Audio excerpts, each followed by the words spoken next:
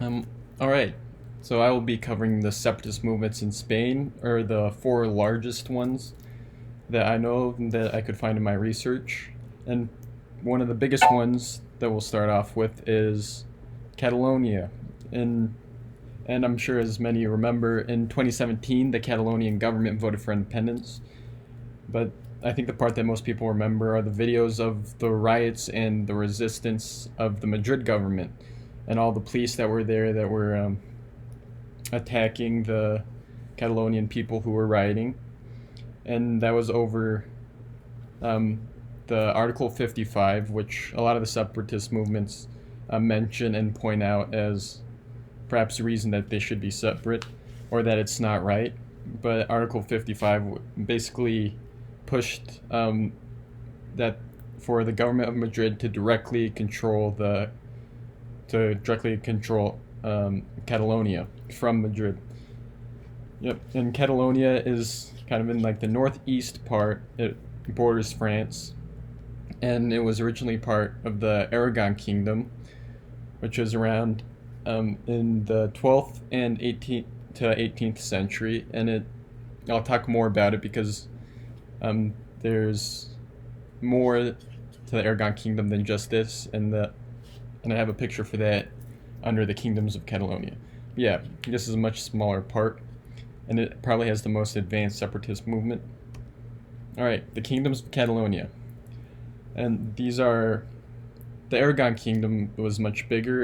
It controlled areas like from Italy, I believe France, Spain, and in Spain it was the Valencia, which is more south of Barcelona and Catalonia, and also the Balearic Islands, which are the islands in the Mediterranean, with like Majorca, which is a very famous island. Um, and their separatist groups are much more grassroots and not as established as that of Catalonia, and mostly the governments will advocate for more autonomy, but not complete autonomy, and also for recognition of their cultures and their cultural diversity. Here we can see the Crown of Aragon. This is some of it, but yeah, this is the large part they had in Spain. And the southern part is where Valencia falls. Over here are the Balearic Islands, like Majorca. All right. And then the next one, the Basque region, home of the ETA, the Euskadi ta Askatasuna. I'm sure my pronunciation is pretty bad, but it was.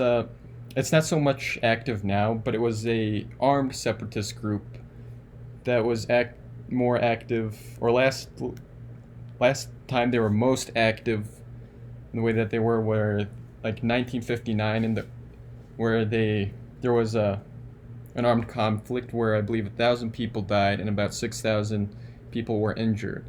But since then they have been disarmed and largely disbanded. However, the Basque Nationalist Party has pretty much taken over the separatist movement.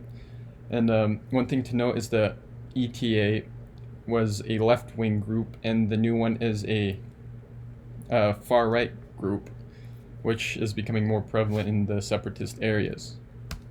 But here, yeah, the Basque region and the Basque people are one of the oldest European indigenous groups. And then there's small area above.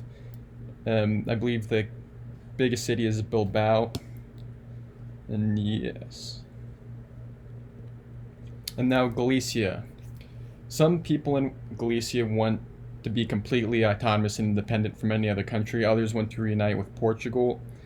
It is largely a forgotten and underdeveloped area of Spain, or historically it has been. And many of the people have been leaving the country. There was a statistic that um, from I believe 1925 to 1975, more books in the Galician language were published in South America than in the region. And it is also historically one of the most oppressed areas of Spain. It was a large target of Franco when he was a ruler, I believe.